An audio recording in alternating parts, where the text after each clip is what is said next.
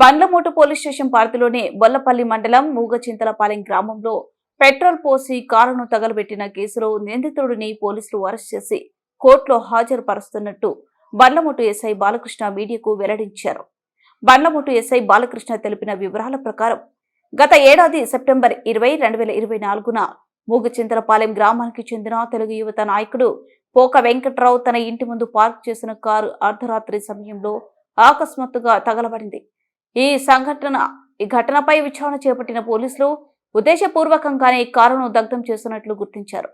నిందితుడు అర్ధరాత్రి సమయంలో బొల్లపల్లిలోనే ఓ ప్రైవేట్ బంకులో పెట్రోల్ కొనుగోలు చేసి దానిని ఉపయోగించి కారును తగలబెట్టినట్లు దర్యాప్తులో తేలిందని ఎస్ఐ పేర్కొన్నారు.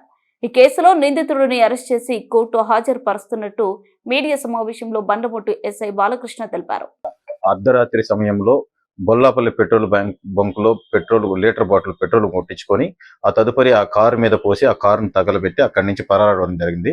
ఇతను వాస్తవంగా ఇతని సొంత ఊరు మూగచింతలపాలెం అయినప్పటికీ ఇతను ప్రస్తుతం తణుకు దగ్గర వెస్ట్ గోదావరిలోని తణుకు పట్టణంలో ఉంటున్నాడు. అయితే మేము అప్పటి నుంచి పలుమార్లు ప్రయత్నం చేసి తణుకు పట్టణానికి వెళ్ళడం జరిగింది. అయితే అక్కడ ఇతను అందుబాటులో లేకపోవడం వల్ల ఇతని కోసం అనేక చోట్ల గాలింపు చర్యలు చేపట్టాం. ఇటీవల ఇతను నరసరాపేట వై జంక్షన్ దగ్గర వస్తున్నాడన్న సమాచారం మేరకు అక్కడ ఇతన్ని పట్టుకుని అరెస్ట్ చేసి ఈ రోజు గౌరవనీయులైన కోర్టు నందు హాజరు పెట్టడం జరుగుతుందండి.